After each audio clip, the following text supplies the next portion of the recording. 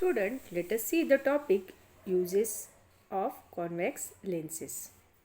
First, it is used in simple microscope. A convex lens with small focal length produce a virtual erect and bigger image of an object as shown in the figure. ही जी convex lens आहे ती ऑब्जेक्टची bigger image produce करते.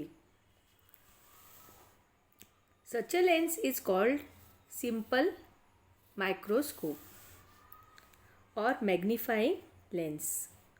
One can get 10 times larger image of an object using such microscopes.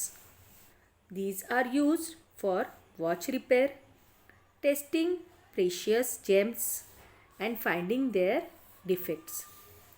ही जी lens आहे simple microscope किंवा magnifying lens ही 20 पटीनी जास्त इमेज दाखवते आणि ती कुठे यूज केली जाते?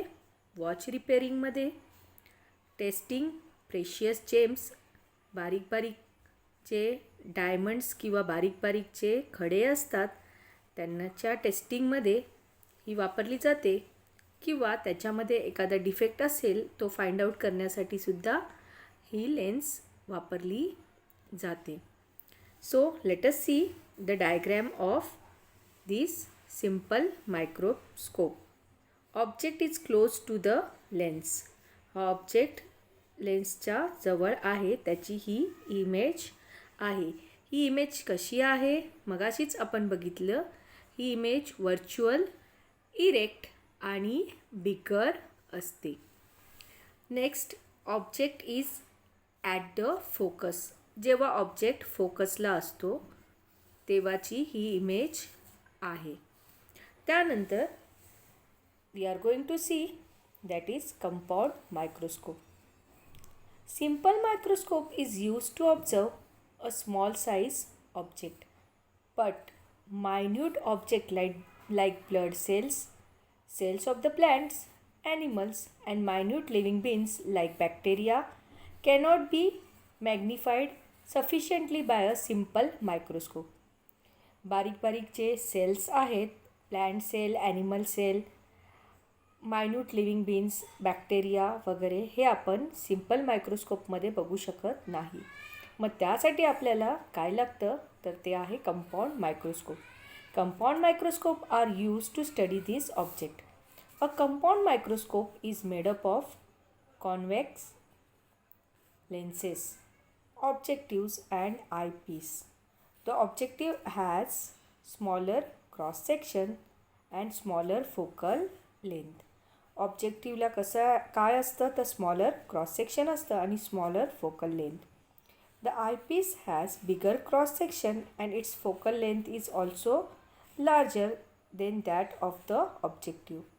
आयपीसला मात्र बिगर क्रॉस सेक्शन असतं आणि त्याची फोकल लेंथसुद्धा ऑब्जेक्टिव्हपेक्षा लार्जर असते.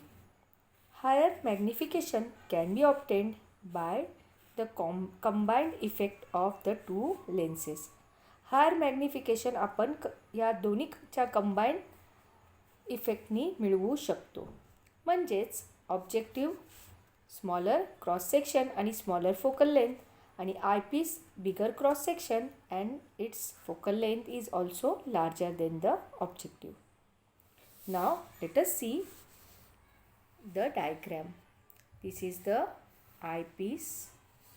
दिस is a objective lens. So this is object and this is image. Now so as shown in the figure 7.17, the magnification occurs in two stages. The image formed by the first lens act as the object for the second lens. The axes of both lenses are along the same line. The lenses are fitted inside a metallic tube. हे दोन्ही lenses metallic ट्यूबमध्ये fit केलेले असतात. दोन्ही lenses metallic ट्यूबमध्ये fit केलेले असतात. In such a way that the distance between them can be change. हे असे fit केलेले असतात की त्यांच्यामधलं डिस्टन्स आपण चेंज करू शकतो. So I think you must have understood about the simple microscope and compound microscope.